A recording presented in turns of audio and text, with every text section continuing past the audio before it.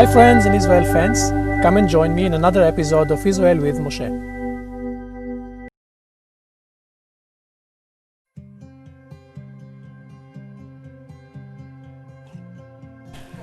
So we covered the whole area, whole issue of borders, the issue of roads, the issue of topography, even spoke about agricultural products and what we have in Israel. And we mentioned that Israel is not just agriculture, Israel is also a lot of high tech.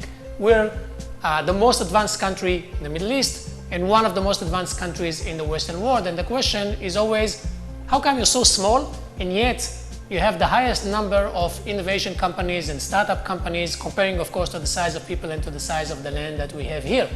So maybe one of the reasons for that is that we don't have any nature sources. When you don't have any nature sources, you have to rely on your brains to find new ways and new things. Another reason is that a whole lot of those innovations and those startups that we have here originates in the military market.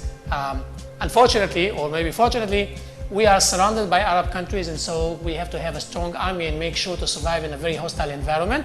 And lots of times, those techniques and those methods that are used and developed by the army move into the civilian market and then exported and sold outside into Israel and into other countries. And that makes Israel one of the countries with the highest rate of startups all over the world. I always like to use as an example, people usually say we have the best navigation system. It's something called Waze. It comes from Google Maps and we use it all the time. And then I have to stop them and say that Waze is actually an Israeli software. It was developed in Israel by an Israeli company. It's the first company that started doing real-time navigation, which means that if I go here and there's an accident and I punch a button in the software that says accident, everybody behind me will be diverted automatically to avoid the accident. And so everybody uses it today, but we used it many years before people started using it around the world. When you look at products that people use today around the world, a whole lot of that comes from Israel. There's a big research and development center of Microsoft and of Google, of an Intel here in Israel. Most of the chips that goes into personal computers for Intel come from the factories here in Israel. A whole lot of the protocols of Microsoft and Google are developed in Israel.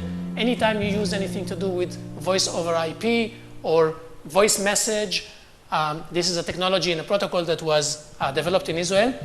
Lots of times in the medicine field, when you use all those toolkits that are injected to your veins and then open up to a toolkit and you can use them to do remote controlled surgery and all sorts of things, that comes from Israel. Israel is very big in laser field, very big on solar energy, and there's a whole lot of products and fields that are developed here and then sold all across the world. So in one way, it's also fulfillment of the biblical prophecy that speaks about the desert blooming. Not only that, when you travel today, you don't see a desert anymore. You see all this green, lush area, but there's a verse in the Bible that says, Mitzion tetzeh Torah, which means Torah will come out of Zion. So it's not only the Bible that comes out of Zion, but also a whole lot of products for the entire world that comes from Zion. So we want to summarize by saying that we spoke about the different characteristics of the land. We try to give the background of the land. And we're going to go now into a series of sites, into the series of sites called Israel with Moshe, where we're going to go into the main highlight sites in Israel and try to display them. Of course, we're not going to cover all the sites in Israel because we have so many sites. There's at least 5,000 years of history around here. Literally, wherever you throw a stone, you're going to get to some historical site. You can come and tour here for a week or 10 days, and then you can come again and tour for another 10 days without doing the same things again. And so this is a country that's rich and full of history, full of archaeology. It's here waiting for you. We are here waiting for you. Come visit, come spend the time with us, and help us spread this beautiful series of Israel with Moshe with your friends and family.